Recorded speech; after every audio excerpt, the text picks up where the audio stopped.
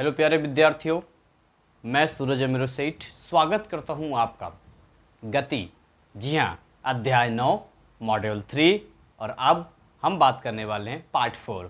वैसे मुझे उम्मीद नहीं थी कि ये चैप्टर पार्ट 4 तक पहुंचेगा, लेकिन ये पार्ट 4 तक भी पहुंचा। क्या है ना कि मैंने सोचा था कि आज संडे है तो मैं 3 चैप्टर पढ़ा दूंगा, यानी कि गति वाला भी कर दूंगा, बल तथा गति के नियम भी कर दूंगा, अध्याय 9 भी कर दूंगा और अध्याय 11 गुरुत्वाकर्षण भी कर दूंगा। और मैं कर सकता हूँ।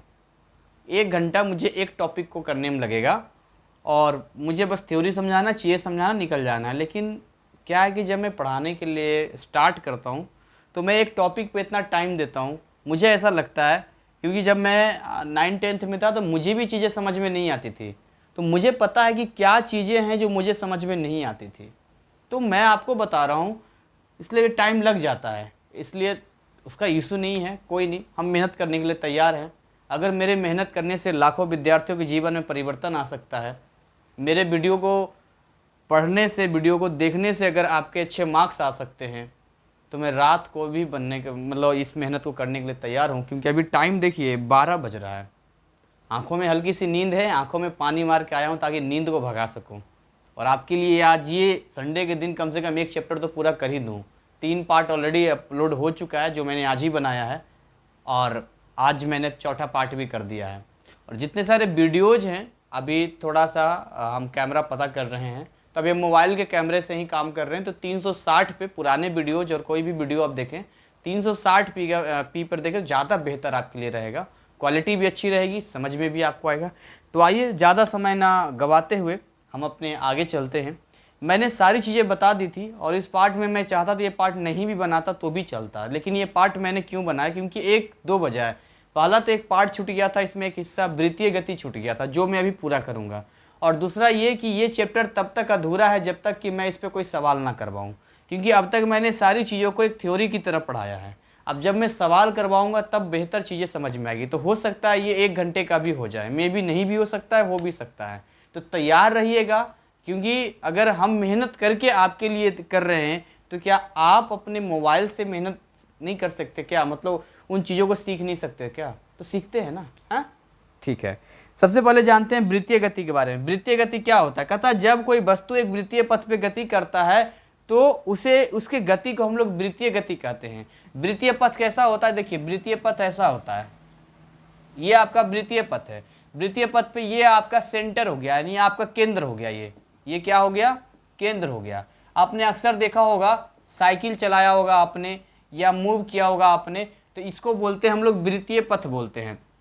तो जब वृत्तीय पथ पे कोई वस्तु गति करती है तो उसे हम लोग क्या बोलते हैं? वृत्तीय गति के नाम से जानते हैं। और आपने कभी सोचा है कि जैसे मान के चलिए हम जब वृत्तीय गति पर गतिमान होते हैं या साइकिल चलाते हैं, तो आपने महसूस किया होगा कि जैसे यहाँ पर आप साइकिल चला रहे हैं तो सेंटर की ओर एक बल है जिसको सेंट्रीपिटल फोर्स कहते हैं। हिंदी में इसको क्या बोलेंगे? सेंट्रीपिटल फोर्स कहते हैं। हिंदी में कोई बल है क्या? सेंट्रीपिटल क्या बोलते हैं? एक बल लगता है जिसको अभिकेंद्र बल के नाम से जानते हैं, FC।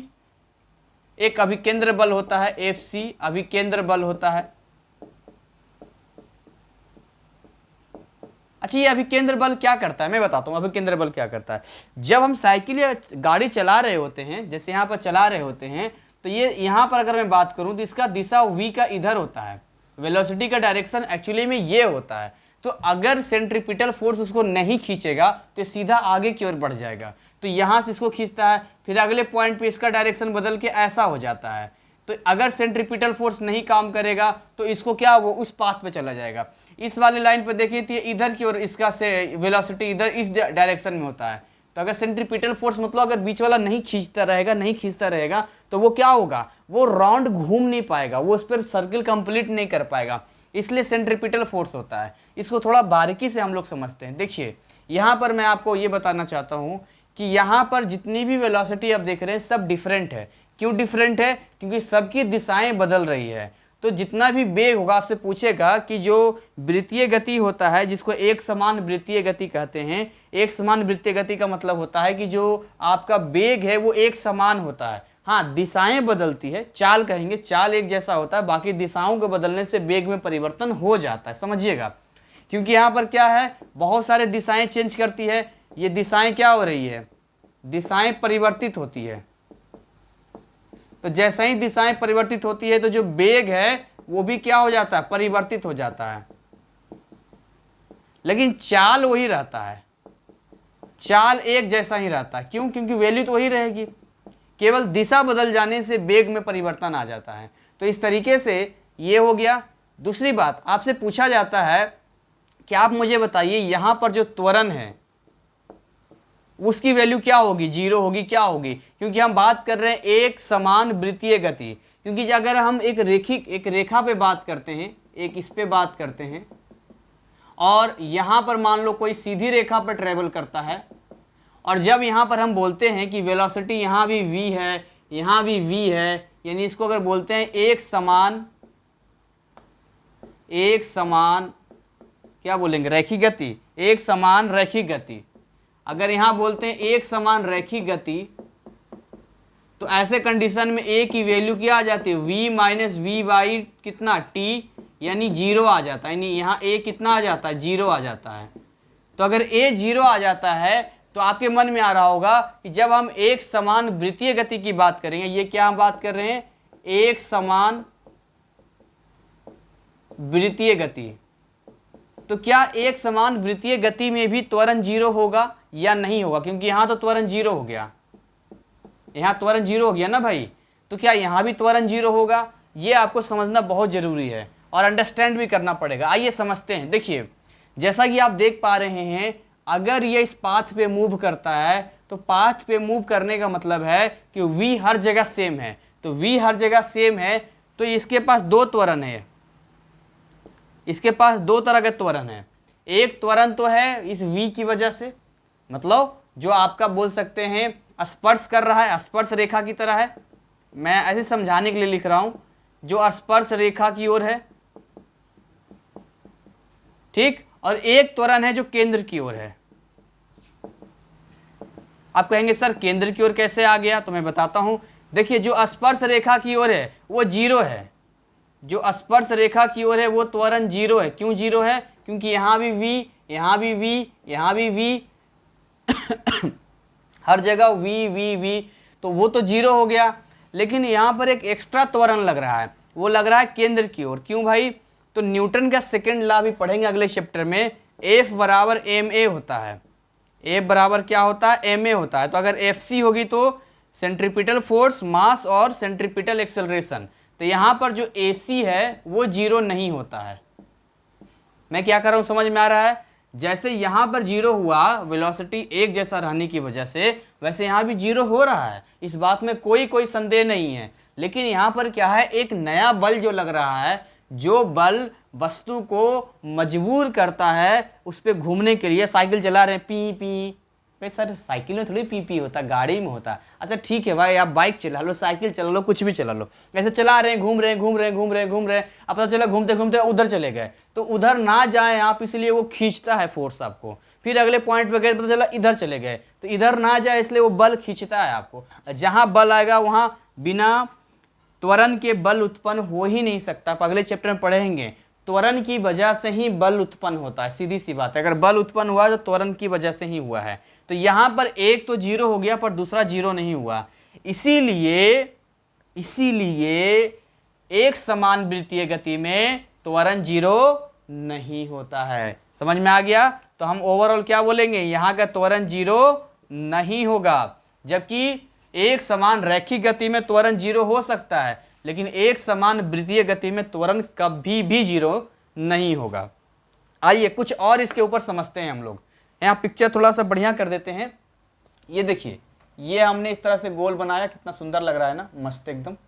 ये केंद्र है, ये तो केंद्र है। तो अब देखिए, वृत्त आपने पढ़ा होगा, वृत्त की त्रिज्या भी होती है। ये मान चलिए त्रिज्या r है, हम लिख लेते हैं इसका त्रिज्या जो है वो r है।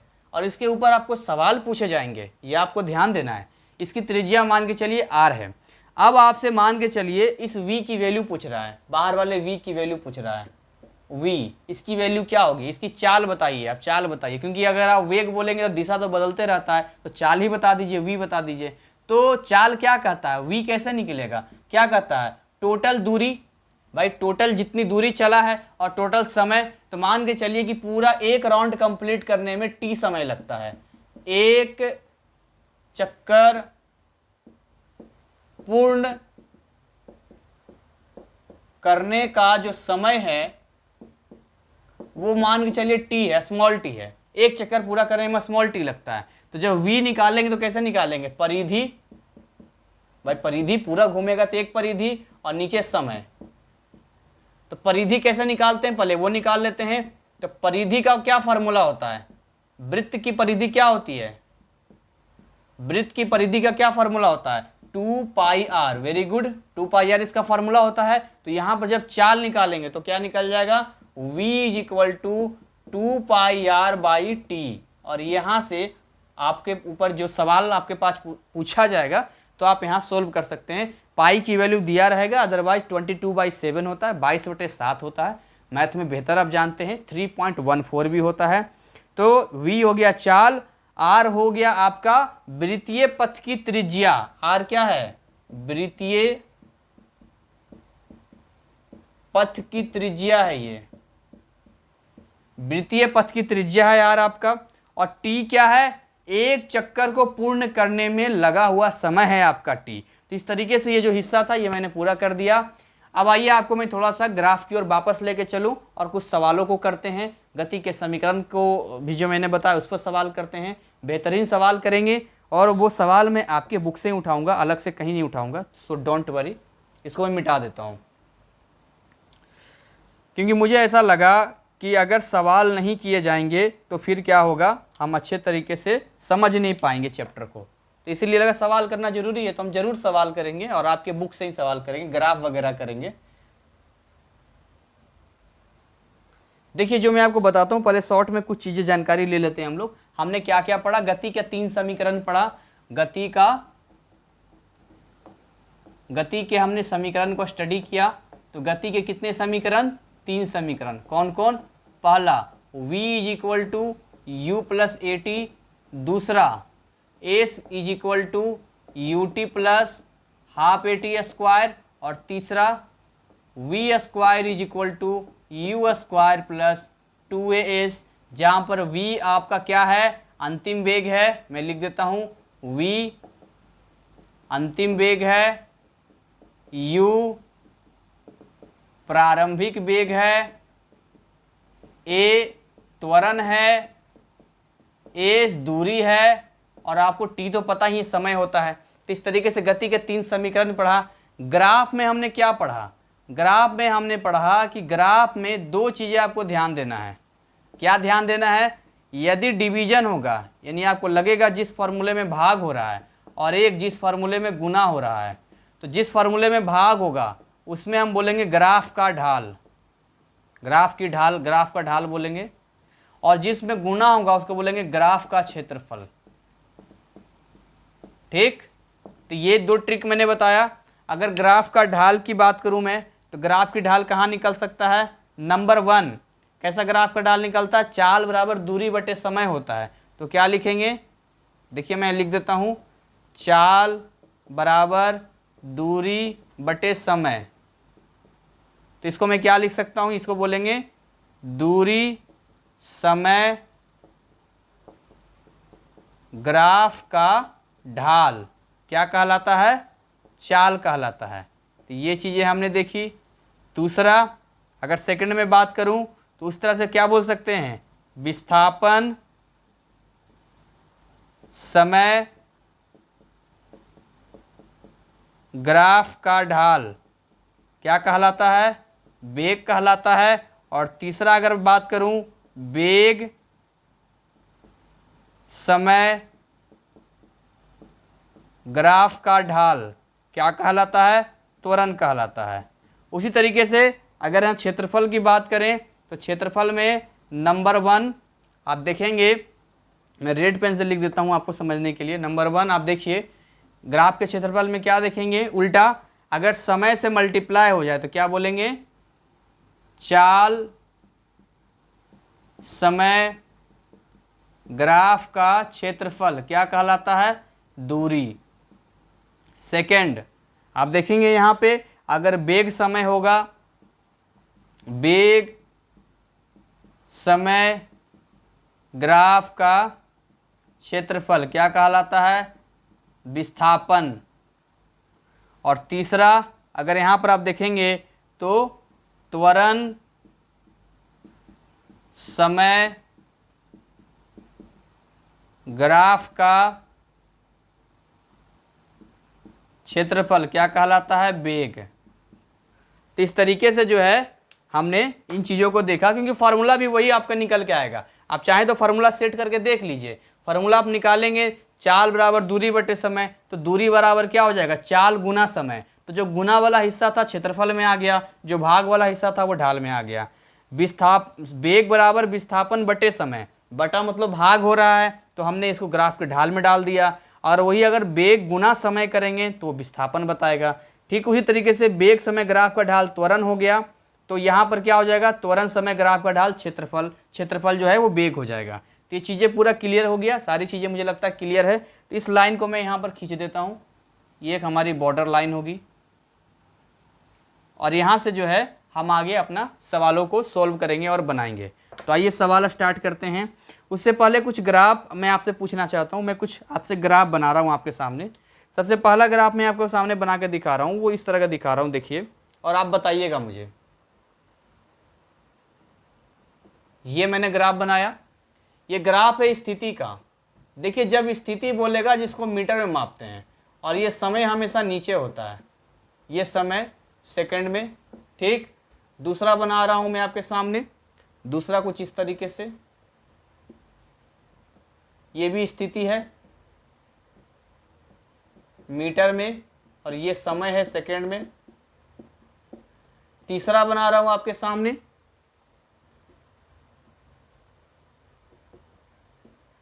ये भी स्थिति है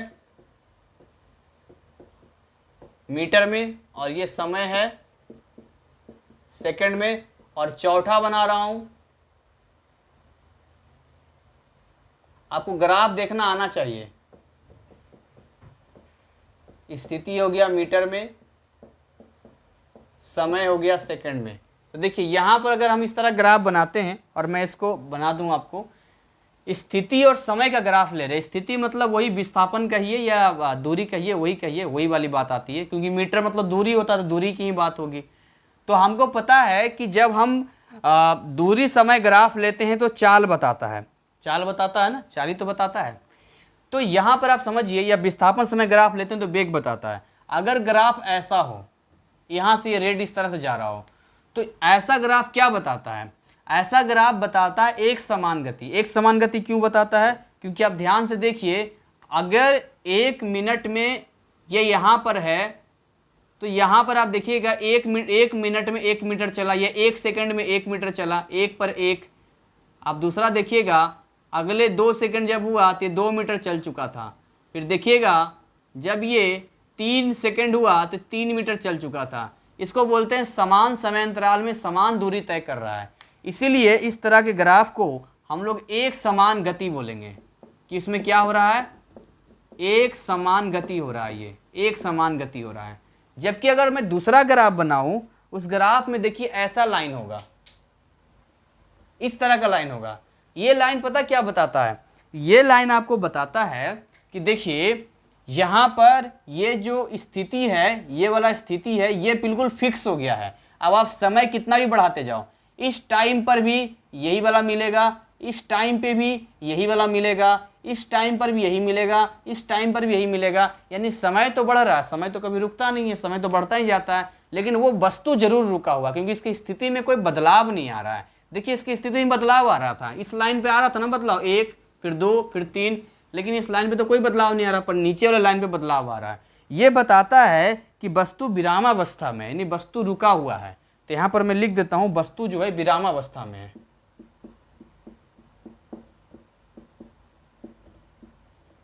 ये वस्तु जो है विरामावस्था में है। तीसरे ग्राफ की अगर मैं बात करूं, तो तीसरा ग्राफ कुछ इस तरह से है। अब इस तरह ग्राफ में आप देखेंगे, जो इसका जो वक्र रेखा है वो ऐसे की ओर बढ़ता है। तो ऐसे की ओर बढ़ता है, इसका मतलब समझ में आ रहा है? असमान गति तो है, लेकिन परिवर्तन की दर बढ़ रही है। ये असमान गति है। वक्र रेखा चाहे ऐसा हो या फिर ऐसा हो। आप समझिए, मैं यहां पर बनाता हूं, वक्र रेखा चाहे ऐसा हो या ऐसा हो, दोनों ही असमान गति है, लेकिन इस असमान गति में ये आगे की ओर बढ़ रहा है। आगे की ओर कैसे बढ़ रहा है, देखिए मैं आपको बताता हूं। जरा इस पॉइंट को देखिए, इस पॉइंट पे देखिए इतना है, इस पॉइंट पे देखिए, इस पॉइंट पे देखिए इतना है, इस पॉइंट पे देखिए तो इस पॉइंट पे इतना है। तो इस तरीके से हर पॉइंट पे क्या हो रहा है, ये वाला लाइन बढ़ रहा है, स्थिति वाला लाइन बढ़ रहा है। तो असमान गति तो है, लेकिन साथ में क्या हो रहा है, वृद्धि, परिवर्तन की दर वृद्धि की ओर है।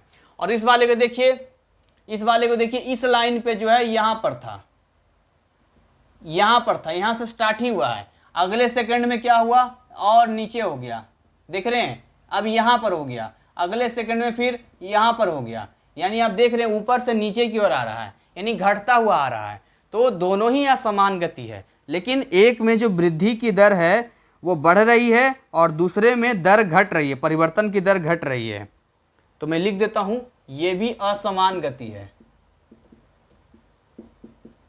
और ये भी असमान गति है।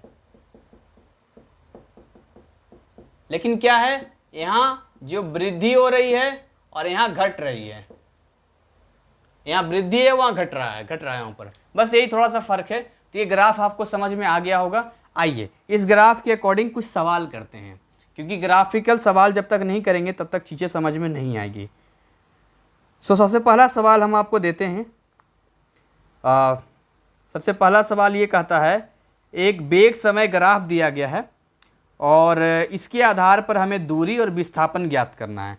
तो ग्राफ को थोड़ा सा मैं बना लेता हूँ, क्योंकि बिना बनाए तो मैं सोल्व भी नहीं कर पाऊँगा। ये सवाल है आपका, क्वेश्चन ऐसे बना लेता हूँ मैं। ग्राफ की रूपरेखा ज़रा तैयार कर लेते हैं कि आइए देखते हैं ग्राफ कैसा है। बड़े मज़ेदार सवाल आपसे पूछे जाएंगे और आपको बताना होगा।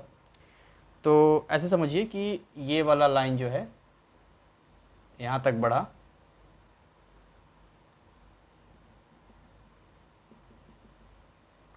ये 10 है, ये 20 है और ये 0 है, ऐसा मैं बोल रहा हूँ। उसके बाद ये सीधा 25 पे आ जाता है। 25 पे आने का मतलब हो गया कि ये मान के चलिए 5 है, ये 10 है, ये ठीक इसके नीचे 15 है, फिर ये 20 है, फिर ये 25 है।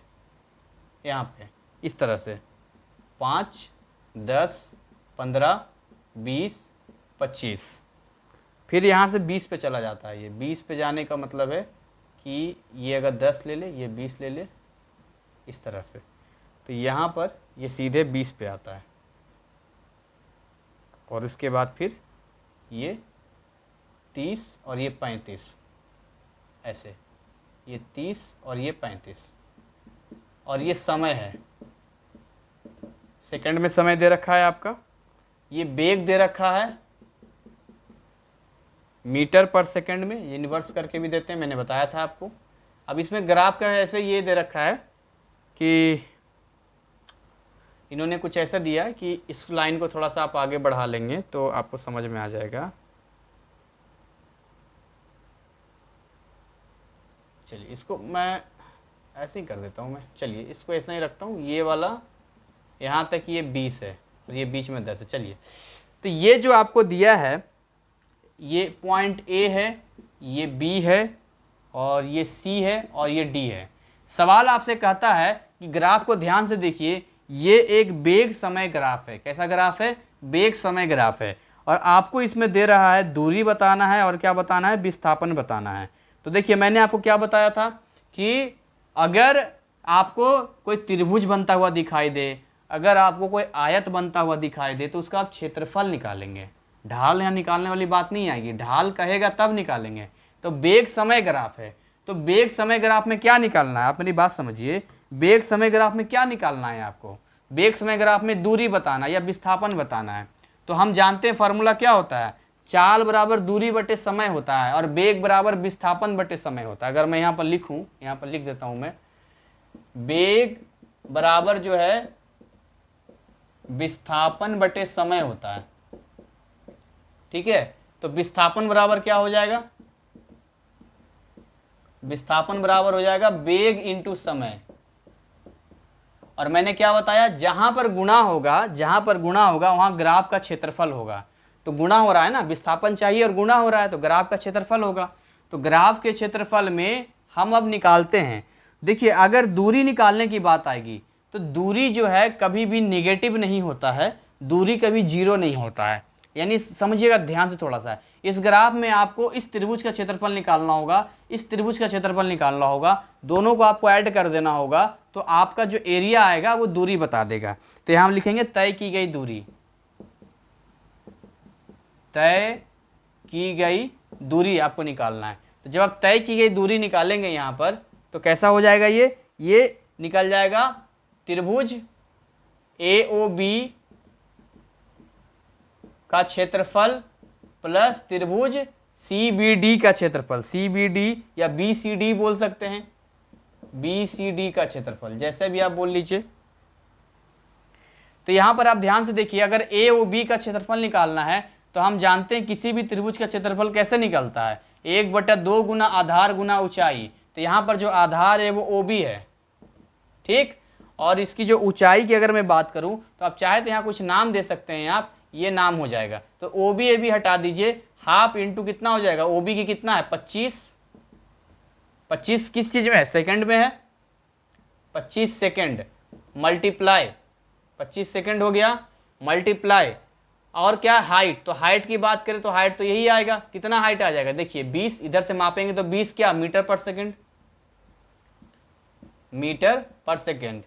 एक हिस्सा तो ये हो गया प्लस दूसरा हिस्सा 1/2 गुना आधार, आधार BD कितना है, देखिए ऐसे निकालते हैं, ये है 35, ये है 25, तो 35 में से 25 जाएगा तो कितना बचेगा 10, 10 क्या सेकंड मल्टीप्लाई। अब आप देखिए इसकी हाइट की बात करते तो इसका हाइट भी क्या होगा 20 मीटर पर सेकंड,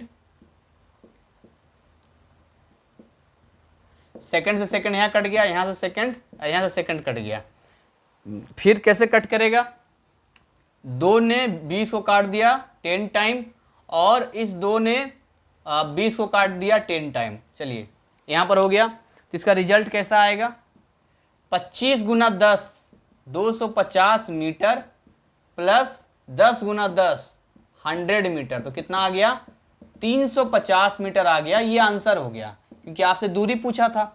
अब आपसे एक और चीज पूछ रहा है, अब आपसे विस्थापन भी पूछ रहा है, कहेगा आप विस्थापन भी मुझे बताओ, और धोखे में आप कहेंगे विस्थापन भी 350 मीटर होगा तो आप जवाब को बिल्कुल गलत कर देंगे, बिल्कुल गलत हो जाएगा। तो अगर यहाँ विस्थापन की मैं बात करूं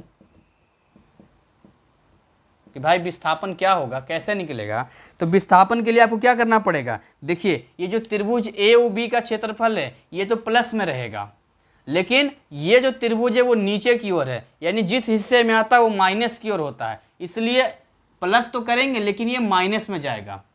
समझ में आ रहा मैं क्या कर रहा हूँ, यहाँ जब हम वेग समय ग्राफ देखेंगे तो जो विस्थापन है आपका वो क्या हो जाएगा, यहाँ पर ऊपर वाला एरिया प्लस में रहेगा क्योंकि विस्थापन सदिश राशि है, एक निश्चित दिशा में होता है, पॉजिटिव भी हो सकता है, जीरो भी है। तो इस तरीके से यहाँ ये हो जाएगा त्रिभुज AOB का क्षेत्रफल प्लस माइनस में त्रिभुज BCD का क्षेत्रफल।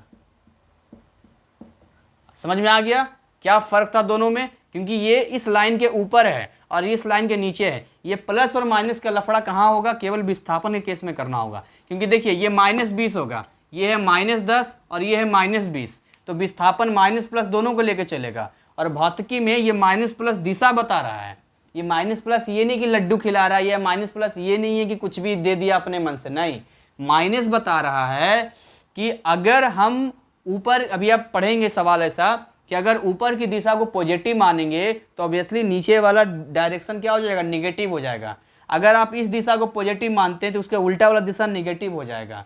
तो ये डायरेक्शन में काम करता है, तो डायरेक्शन में काम करता है और हमें पता है विस्थापन सदिश राशि ये भी दिशा में काम करता है, इसलिए माइनस देना जरूरी है। तो अब कैसा हो जाएगा, ये 250 मीटर माइनस 100 मीटर, तो इसका आंसर कितना आ जाएगा, 150 मीटर आ जाएगा। और मैंने बोला भी था कभी भी विस्थापन तय की गई दूरी से ज़्यादा नहीं हो सकता। तो देखिए तय की गई दूरी 350 मीटर आया है और विस्थापन 150 मीटर आया है। तो इस तरीके से आपको क्या समझ में आया, क्या समझ में आया आपको, ये समझ में आया कि जब भी इस तरह के ग्राफ हमें दिया जाएगा तो पहली बात हम लिख के देखेंगे गुणा वाला हो रहा है कि भाग वाला हो रहा है। गुणा वाला होगा तो एरिया निकालेंगे, भाग वाला होगा तो ढाल निकाल लेंगे। ढाल निकालने का तरीका बता दिया था, लंब बटे आधार होता है।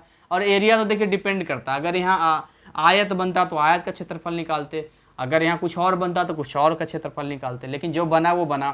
तय की गई दूरी है, तय की गई दूरी और बड़े आराम से निकल गया, उसमें प्लस माइनस कोई लफड़ा ही नहीं है, जहाँ भी चल लो मस्त मगन है। और विस्थापन क्या होता है, विस्थापन में हमें देखना पड़ेगा। चलिए एक सवाल और करते हैं। एक दिया गया वेग समय ग्राफ, उसको बदलना है त्वरण समय ग्राफ में। चलिए ये भी सीखते हैं, ये भी बेहतरीन सवाल है, मज़ा आ रहा है, बेहतरीन सवाल है। बेहतरीन सवालों को करने से क्या होता है, मन खुश रहता है, हमें बहुत कुछ सीखने को मिलता है, अंडरस्टैंड कर पाते हैं।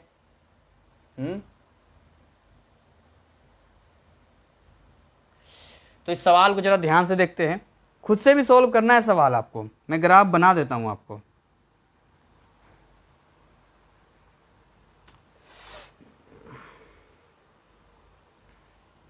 मैं चाहता तो स्क्रीन पे देख सकता था, लेकिन उसको ना टच नहीं कर पाऊंगा, फिर मैं बता नहीं पाऊंगा, और जब बता नहीं पाऊंगा तो फिर मज़ा नहीं आएगा, क्योंकि वो सोल्व नहीं हो पाएगा फिर। 5, 10, 15, 20, 25, 30, 5, 10, 15, 20, 25, 30। चलिए 5, 10, 15, 20, 25, 30, और ये आपका है वेग, मीटर पर सेकंड में है।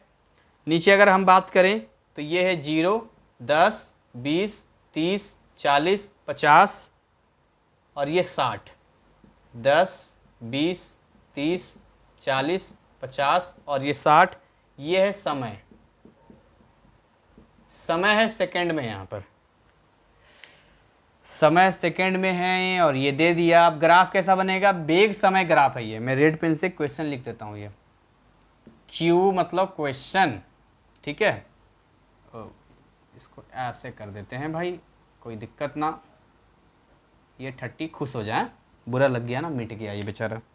देखिए इस ग्राफ का पैटर्न कैसा दिया है इसने, इस ग्राफ का पैटर्न 0 से सीधे 15 तक गया है, ये 10 से होते हुए। तो अगर मैं यहाँ पर ये बात करूँ, इस लाइन को मिलाया है इसने,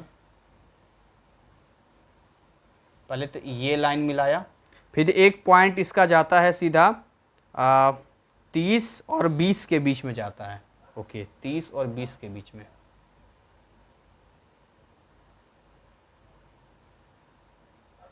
तीस और 20 में जाता है। फिर इसका जो एक पॉइंट है वो 40 पर है, लेकिन वो रुका हुआ है,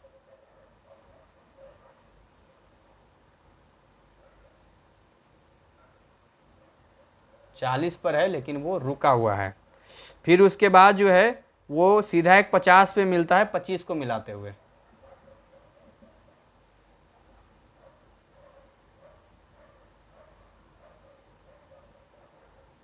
ये वाला पॉइंट है, और एक लास्ट पॉइंट इसका है 60 और 30 को मिलाते हुए।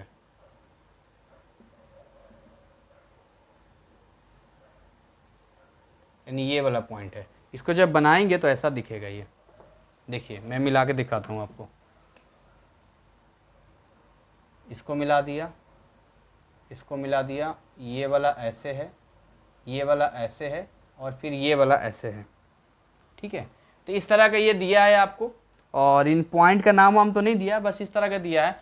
तो कहता है ये वेग समय ग्राफ आपको दे दिया है।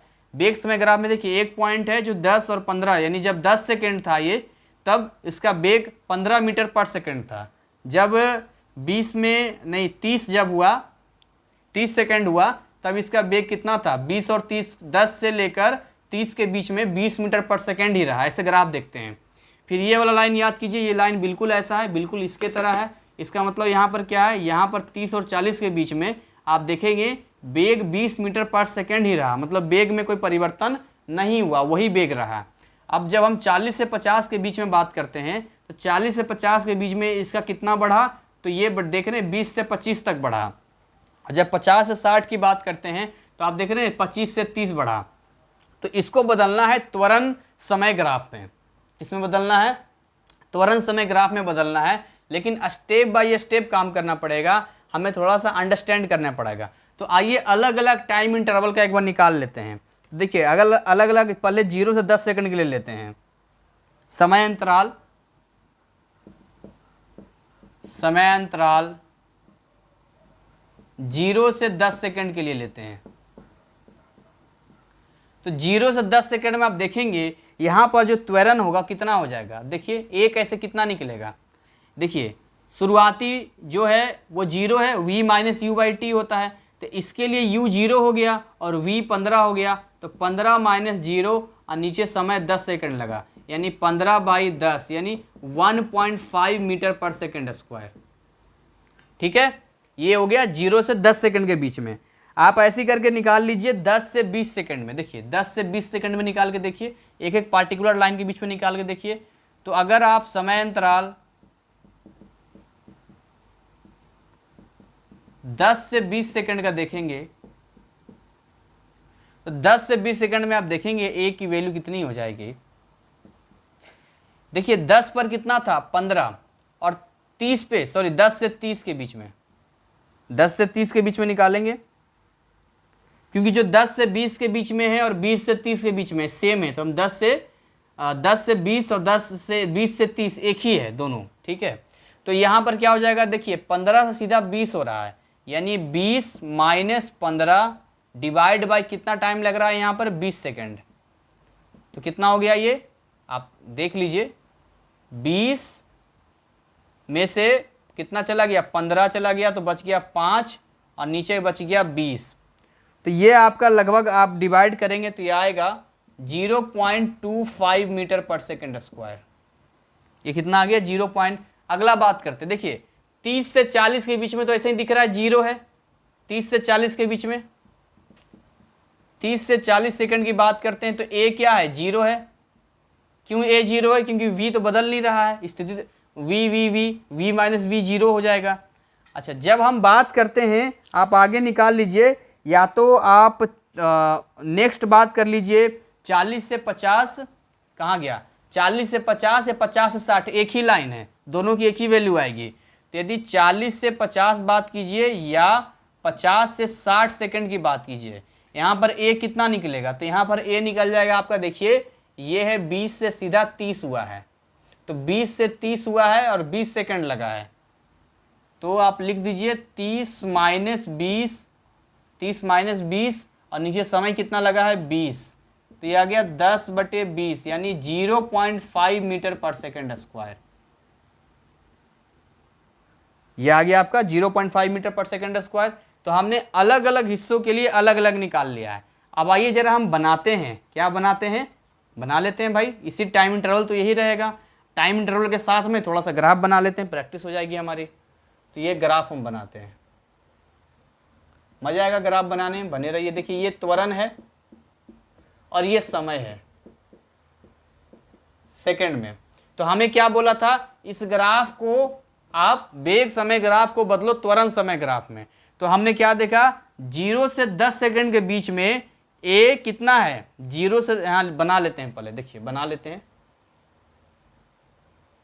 10 20 30 40 50 60, 10 ये 0 20 30 40 50 और 60, बाकी बच गया ए का लाइन।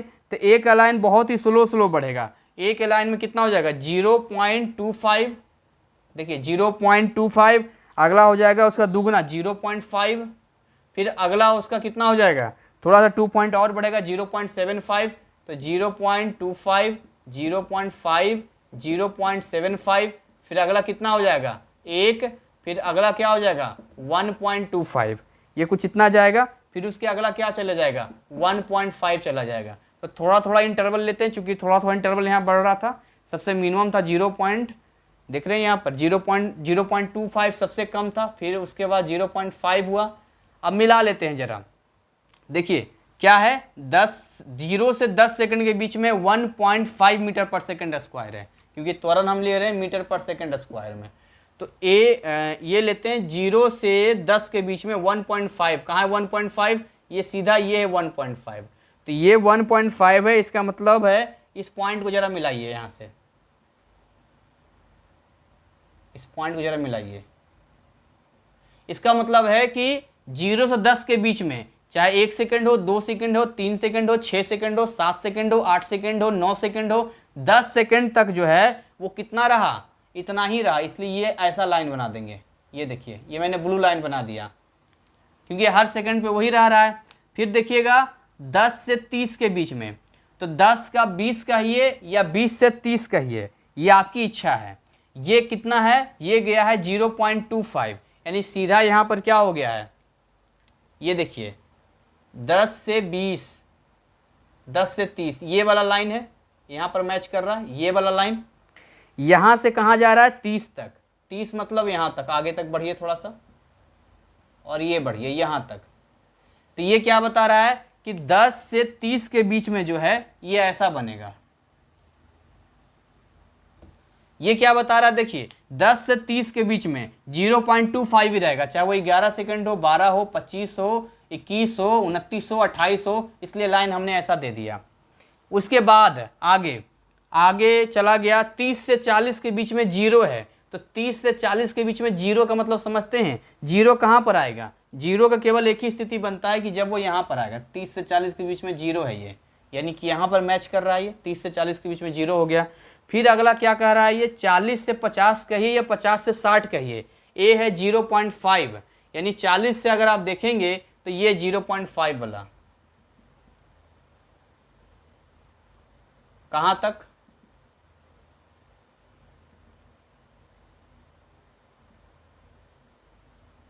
यहाँ तक। तो 40 से 60 के बीच में सीधा जो है 30 से 40 हो गया ना, हाँ 40 से 60 के बीच में ये ऐसा बन जाएगा। तो समझ में आ गया। अब इसी को थोड़ा सा मिला लीजिए, मैं रेड पेन से मिला देता हूँ, ग्राफ तैयार हो गया। इसी ग्राफ को थोड़ा पूरा कर दीजिए।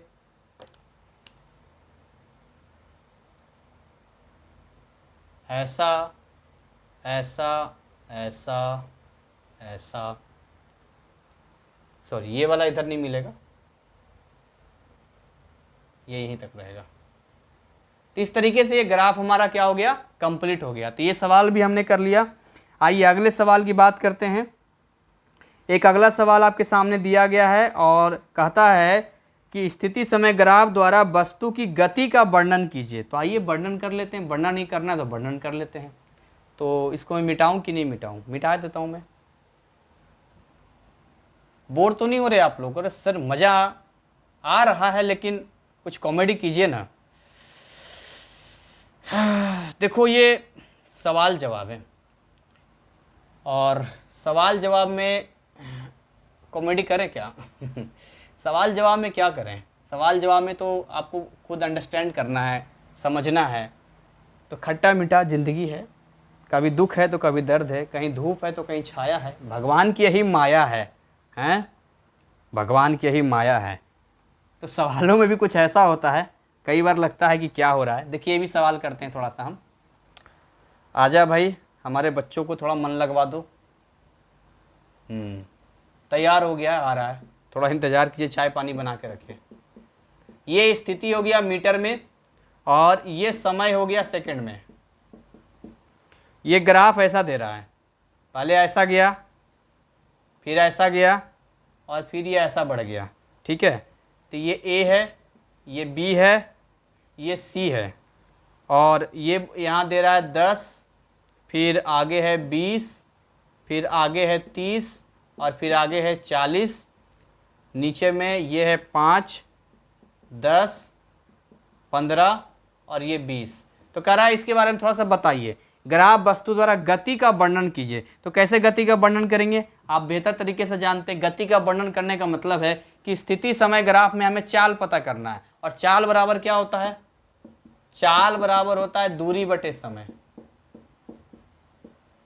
यानी यहाँ भाग हो रहा है, भाग हो रहा है मतलब यहाँ ढाल निकालेंगे। तो आइए ढाल निकाल लेते हैं। तो ढाल कैसे निकालते हैं, तो ढाल निकालने के लिए देखिए सबसे पहले ये देख लीजिए, यहाँ पर 5 आ रहा है, इसके ठीक नीचे 5 आ रहा है, यहाँ पर आ रहा है 5। तो एक समकोण त्रिभुज ये बन रहा है। ये समकोण त्रिभुज क्या बता रहा है, ये बोल रहा है गति का वर्णन कीजिए। तो गति का वर्णन डिजिट निकाल के भी आप कर सकते हैं। आप बोल सकते हैं कि 0 से a के बीच में जो है वो एक समान गति है। देखिए एक समान गति है। फिर आप देखेंगे 5 से 15 सेकंड के बीच में कैसा विरामावस्था में वस्तु है और देखेंगे 15 से 20 तक कैसा जा रहा है, वो एकदम फिर से एक समान गति में जा रहा है। चाहे तो इनकी वैल्यू भी आप पता कर सकते हैं। देखिए अगर मैं निकालूं 0 से 5 सेकंड के लिए निकालूं कि 0 से 5 सेकंड तक जो है 0 से 5 सेकंड तक चाल कितनी रही, तो चाल क्या हो जाएगा, चाल कैसे निकालेंगे, तो क्या हो जाएगा, स्थिति समय ग्राफ का ढाल, स्थिति समय ग्राफ का ढाल। और कैसे निकलता है ग्राफ का ढाल, आप अच्छे तरीके से जानते हैं। ये देखिए ए बी, ये ए बी है ना, तो ए बी कहाँ है, ए बी नहीं, ये वाला, ये हिस्सा कितना हो जाएगा, इधर मिलाइए 10 मीटर, और नीचे ये वाला, ये हो गया लंब, और ये आधार कितना हो जाएगा 5 सेकेंड, तो 5 दूनी 10, तो कितना आ जा गया 2 मीटर पर सेकेंड। तो हम बोल सकते हैं कि 0 से 5 सेकंड के बीच में एक समान गति है। क्या है ये, एक समान गति है। 0 से 5 सेकंड के बीच में एक समान गति है, और उसकी जो चाल है या वेग कहेंगे वो निश्चित है, कितनी है 2 मीटर पर सेकंड, एक समान तरीके से आगे बढ़ रही है। फिर आप देखेंगे ए से बी के बीच में, ए बी का देखिए जरा, 5 से 15 सेकंड का जरा देखिए आप, तो 5 से 15 सेकंड का देखेंगे तो वस्तु विरामावस्था में है। विरामावस्था मतलब स्थिर है, यानी चाल क्या है, 0 है, चाल इसका 0 है, यहां पर कोई समकोण त्रिभुज नहीं बनेगा। फिर आप जरा देखिए 15 से 20 में देखिए जरा, तो 15 से 20 में यहां पर मिलाएंगे आप तो ये 40 मैच कर रहा है, और नीचे मिलाएंगे तो 20 तक जा रहा है। इसको अगर मिलाएंगे तो इस समकोण त्रिभुज का ये अगर लंब निकालेंगे, देखिए 20 में से 10 घट जाएगा ना 10, क्योंकि इतना घट जाएगा, तो हो जाएगा 40 माइनस 10, तो कितना आ गया 30 आ गया। और ये वाला कितना हो जाएगा, 20 में से 15 जाएगा तो ये कितना बच जाएगा 5। तो यहाँ पर क्या निकल जाएगा, अगर आप निकालते हैं 15 से 20 सेकंड का, तो 15 से 20 सेकंड का क्या हो जाएगा, चाल बराबर वही स्थिति समय ग्राफ का ढाल। तो क्या हो जाएगा, देखिए यहां पर 40 माइनस 10 कितना आ गया 30 अपॉन नीचे 5, ठीक, ये मीटर ये सेकेंड, 5 छक 30, यानी आ गया 6 मीटर पर सेकेंड। तो इससे हमें क्या पता चलता है, इससे पता चलता है कि 0 से 5 सेकेंड के बीच में ये एक समान गति से बढ़ा है, जिसका चाल है 2 मीटर पर सेकेंड, और 5 से 15 के बीच में ये विरामावस्था में रहा है, और 15 से 20 के बीच में ये गया है 6 मीटर पर सेकेंड के एक समान गति से, एक समान चाल से। तो ये भी क्लियर कर लिया। और कुछ सवाल हो तो देख लेते हैं। एक लास्ट आखिरी ग्राफ का सवाल देखते हैं, बाकी आप खुद करना, उसके बाद मैं आ जाऊंगा उसमें। मैं देख लेता हूँ कितना मेरे वीडियो का टाइमिंग हुआ है, तो 47 मिनट ऑलरेडी हो चुका है। तो एक ग्राफ और मैं करता हूँ, और 1-2 क्वेश्चन मैं गति के समीकरण पे करवाना चाहूँगा, तो इसके बाद सारी चीज़ें क्लियर हो जाएगी। मुझे पता था 1 घंटे का समय लगेगा, और उसमें भी मेरा पूरा नहीं हो पा रहा है।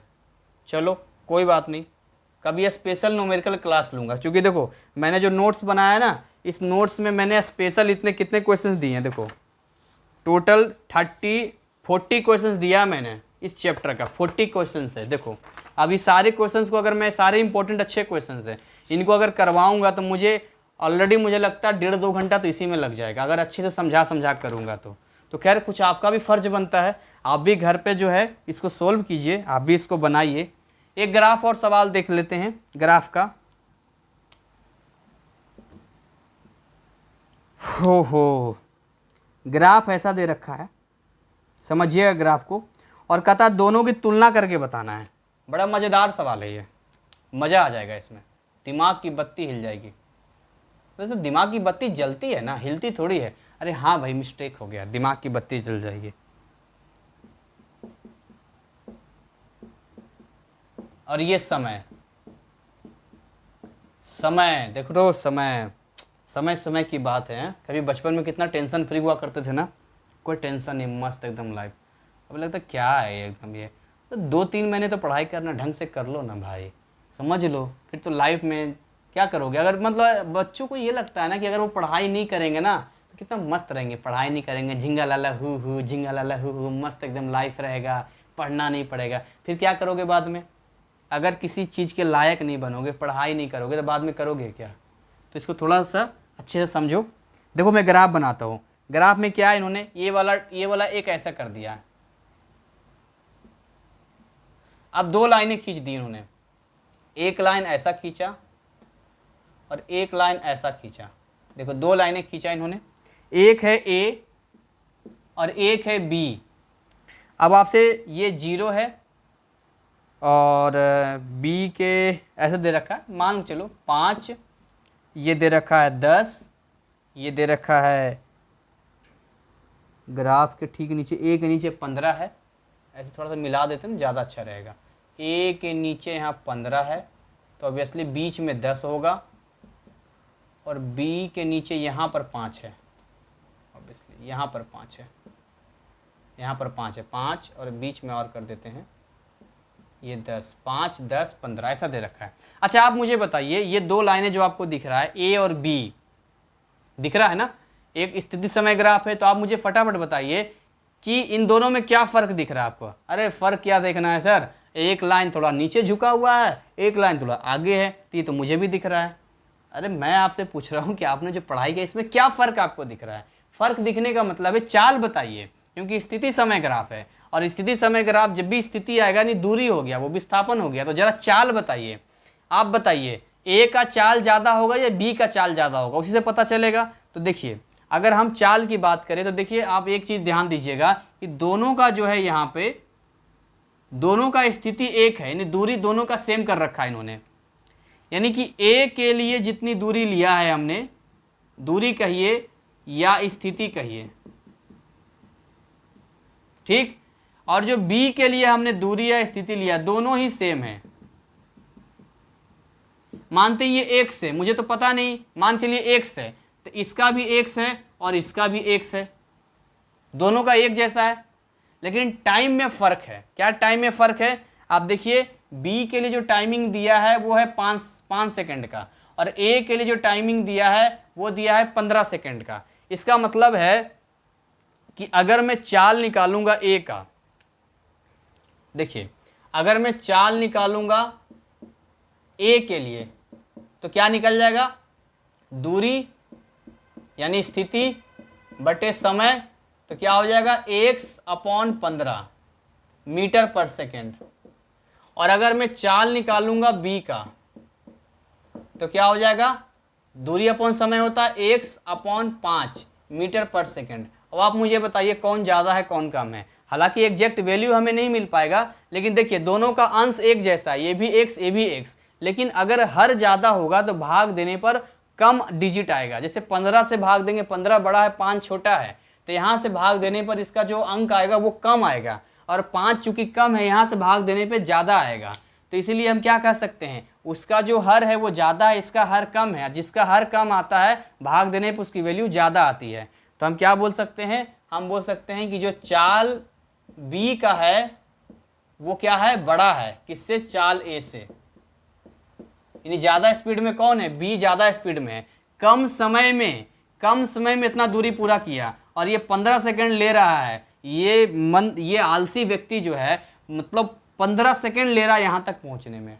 माफ़ करना भाई, मुझे नहीं दिख रहा ना तुम आलसी हो, लंगड़े हो, लीलो हो या बुजुर्ग हो, खैर जो भी हो, तुम ले तो रहे हो ना 15 सेकंड यहाँ तक पहुँचने में, तो तुम्हारा स्पीड कम है। क्योंकि स्पीड का मतलब क्या होता है, कम समय में जो ज़्यादा दूरी तय कर लेता है। जैसे 100 मीटर की दौड़ होती है तो फर्स्ट कौन आता है, जिसकी स्पीड ज़्यादा होती है। ज़्यादा स्पीड का मतलब क्या हो गया, ज़्यादा स्पीड का मतलब हो गया कि उसने 100 मीटर में कम समय लिया और वहाँ तक पहुँच गया। तो ये चीज़ें समझ में आ गई। बाकी दोनों ही कैसी गति है, एक समान गति है। ये वाला भी एक समान गति है, बी का भी एक समान गति, ए का भी एक समान गति है। तो यहाँ तक हमने क्लियर कर लिया, चीज़ें समझ में आ गई। आइए, मेरा मन बहुत कर रहा है गति के समीकरण के क्वेश्चंस को करने का, तो एक दो क्वेश्चंस उसके बारे में भी कर लिया जाए, और उसके बाद यहाँ से चैप्टर झिंगल वाला हु करते हैं हम अपना, मज़ा आ जाएगा। ठीक, अब गति के समीकरण का कर रहा हूँ तो मैं ग्राफ इधर वाला पूरा मिटा दे रहा हूँ, इधर का रहने देता हूँ मैं।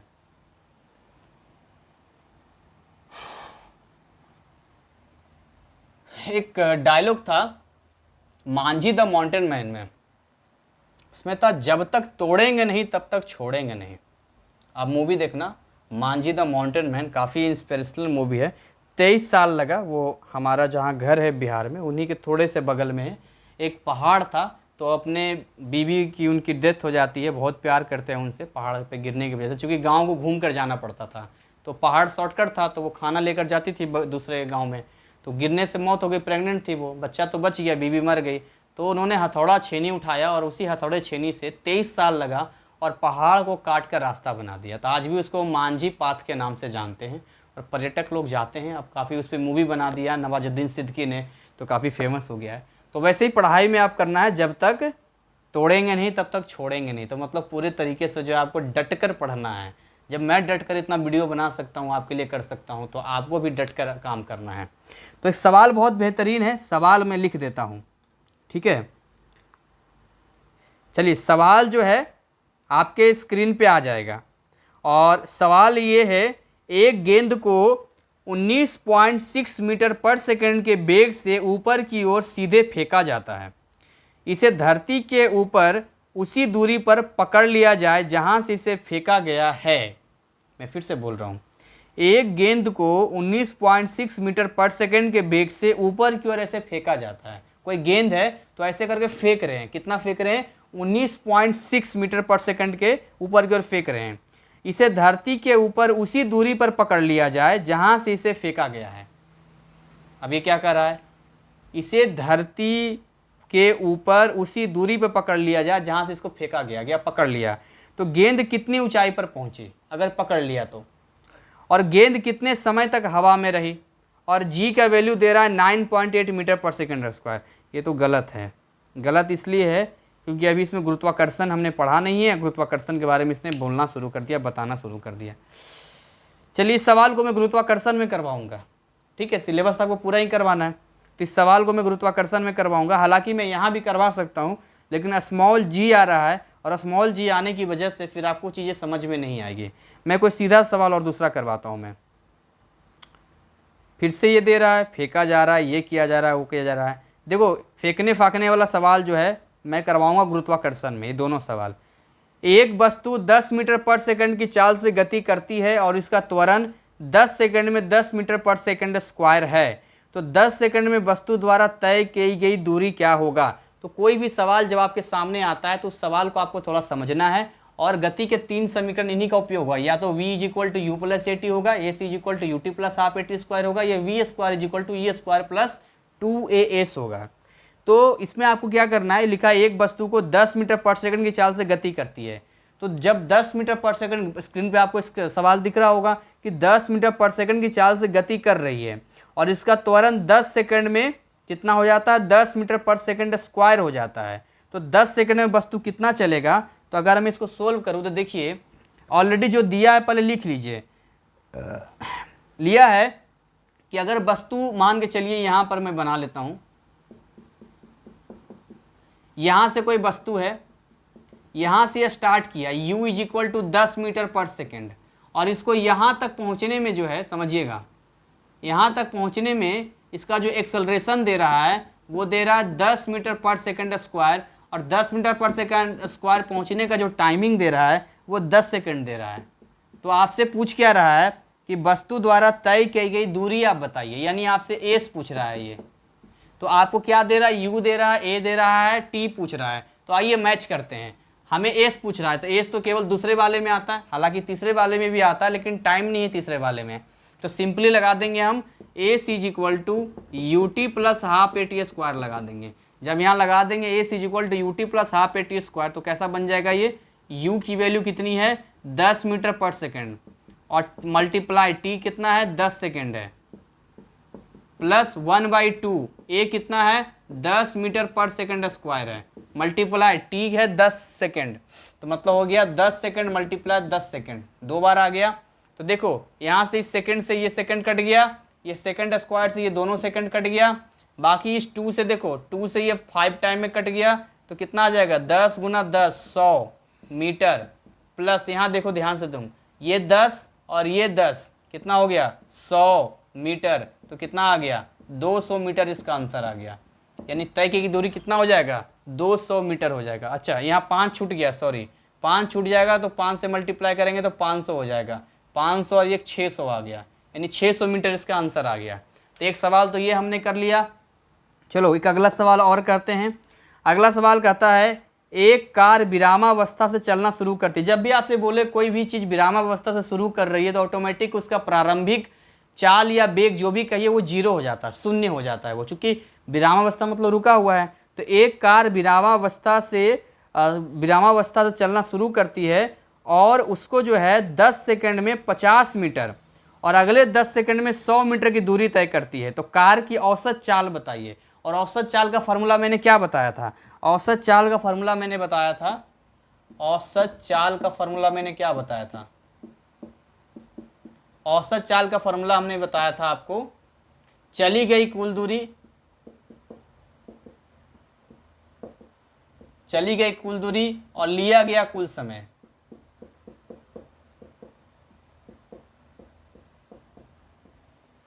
तो चली गई कुल दूरी कितना कितना है? तो कुल दूरी ये दे रहा है आपसे 50 मीटर और 100 मीटर। तो मैं यहाँ लिख देता हूँ 50 मीटर 100 मीटर और टोटल समय 50 मीटर प्लस 100 मीटर, टोटल समय कितना है? 10 सेकेंड प्लस 10 सेकेंड, तो ऊपर हो गया 600 मीटर, अरे नहीं भाई 600 नहीं, 150 मीटर और नीचे हो गया 20 सेकेंड। ये जीरो से जीरो कट गया तो आधा करेंगे तो कितना आ जाएगा? 7.5 मीटर पर सेकेंड इसका आंसर आ जाएगा। तो ये भी हमने सवाल सोल्व कर लिया। और कोई सवाल बच रहा है क्या? एक आध सवाल और कोई बच रहा हो तो मैं करवा दूं, जो लगे काफ़ी हार्ड है। चलिए कुछ ऑब्जेक्टिव सवाल आपसे पूछते हैं, फटाफट बताइएगा। वर्तुल गति में, मैं आपसे पूछ रहा हूं, आपके स्क्रीन पे सवाल दिख रहा होगा, वर्तुल गति में वह बिंदु जिसके चारों ओर वस्तु घूमती है, बताइए। ऑप्शन है आपके स्क्रीन पे दिख रहा है, हमेशा विराम में रहती है, हमेशा रैखिक गति में रहती है, सदैव घूर्णी गति करता है, दोलन गति करता है। सवाल फिर से पढ़िएगा। वर्तुल यानी वृत्तीय गति, वृत्तीय गति में वह बिंदु जिसके चारों ओर वस्तु घूमती है। अब ये क्या है? तो जिसके चारों ओर वस्तु घूमती है, तो किसके चारों ओर वस्तु घूमती है? केंद्र, केंद्रित होता है बीच में। तो केंद्र क्या रहता है? हमेशा विराम में रहती है, हमेशा रैखिक गति में रहती है, सदैव घूर्णी गति रहती है या दोलन गति करती है। ये आपसे सवाल है, आप इसका जवाब ढूंढना और कमेंट बॉक्स में डालना कि इसका क्या जवाब होगा, ठीक है। दूसरा, एक समान वर्तुल गति में, वर्तुल गति फिर से आ रहा मतलब वृत्तीय गति, एक समान वृत्तीय गति में चाल स्थिर रहती है, वेग स्थिर रहता है, चाल और वेग दोनों स्थिर रहते हैं, ना तो चाल ना ही वेग स्थिर रहता है। मैंने क्या बताया था कि जब कोई वृत्तीय पथ में हम काम करते हैं तो वृत्तीय पथ में काम करने के बाद क्या होता है? वेग बदल जाता है, क्योंकि दिशा बदल जाता है, तो वेग अभी स्थिर नहीं रहेगा, चाल स्थिर होगा। क्यों चाल स्थिर होगा? क्योंकि उसकी डिजिट वही रहेगी। तो ऑप्शन ध्यान से सुनिए, चाल स्थिर रहती है, वेग स्थिर रहता है, चाल और वेग दोनों स्थिर रहते हैं, ना तो चाल और ना ही वेग स्थिर रहते हैं। तो आंसर क्या हो जाएगा? चाल स्थिर रहती है। ओह, मैंने जवाब दे दिया, मैंने सोचा ये भी कमेंट में पूछता आपसे। चलिए एक सवाल और आपसे पूछता हूँ। छत के पंखे के ब्लेड पर किसी बिंदु की गति, छत का पंखा होता है, उसका ब्लेड होता है, तो उसका कोई भी पॉइंट ले लीजिए, ठीक है। सदैव एक समान वर्तुल गति होती है, सदैव एक समान त्वरित वर्तुल गति होती है, एक समान या असमान वर्तुल गति हो सकती है, परिवर्ती त्वरित वर्तुल गति होती है। देखिए अब यहाँ पर भी डिपेंड करता है, छत का जो पंखा है तो वो घूमता है ना ऐसे करके, तो ऐसे करके वो घूमता है, तो उसका जो है चाल बदल सकता है। चाल क्यों बदल सकता है? वो डिपेंड करता है टाइम के ऊपर, कितना कम टाइम में अगर वो पूरा एक चक्कर पूरा कर लेगा तो चाल ज़्यादा होगा, और पंखा जब स्लो कर देंगे यानी ज़्यादा समय में एक चक्कर पूरा करेगा, चाल बदल जाएगा। तो ये कह रहा है कि सदैव एक समान वर्तुल गति में रहती है, हमेशा एक समान वृत्तीय गति में रहती है, सदैव एक समान त्वरित वर्तुल गति में होती है। देखिएगा ये दो लाइनें आपके सामने हैं, एक तो कह रहा है एक समान वर्तुल गति, एक समान वृत्तीय गति, और एक कह रहा है त्वरित वृत्तीय गति। तो त्वरित क्या होता है? अब ये मैंने बताया था दो चीजें, जब उसको घूमता है तो वेग वाला जो बाहर वाला होता है वो तो उसका त्वरण शून्य हो जाता है ना शून्य। बाकी जो उसका सेंट्रीपिटल, मैं आपको हिंट दे रहा हूँ, अभी केंद्र बल का जो त्वरण होता है वो तो रहता है। तो आपको ये देखिए या तो ए होगा या तो बी होगा, क्योंकि सी और डी तो होगा नहीं। मैं आपको इतना हिंट दे रहा हूँ। तो ये आपके दो सवालों का जवाब कमेंट बॉक्स में आपको डालना है और आपको समझना है। कुछ और हो जवाब, चलिए आप कंफ्यूज हो जाएंगे, रहने दीजिए। आप अगर ज़्यादा मैंने पूछ दिया तो आप कंफ्यूज हो जाएंगे। तो दो सवालों के जवाब कमेंट में आपको डालना है, बाकी इनके सारे क्वेश्चंस को आपको करने हैं, समझने हैं, और फिर दमदार मजे लेना है भाई, क्योंकि चैप्टर फिनिश हो चुका है। आप किस बात का इंतजार कर रहे हो? मज़ा आ गया, चलो ठंडा उंडा मंगवाओ, थोड़ा मस्त एकदम पिया जाए। और अगले पार्ट में हम बिंदास बल तथा गति का नियम पढ़ेंगे। ये तो पूरा हमने कर ही लिया, फिर भी कोई डाउट हो जाए तो हमसे पूछ सकते हो। चैनल पर नए हो तो सब्सक्राइब करो और कोशिश करो 360p पे देखने के लिए वीडियो, ताकि आपको बेहतर दिख सके। सो मिलते हैं अगले पार्ट में दमदार जोशीले अंदाज में। जय हिंद, जय भारत।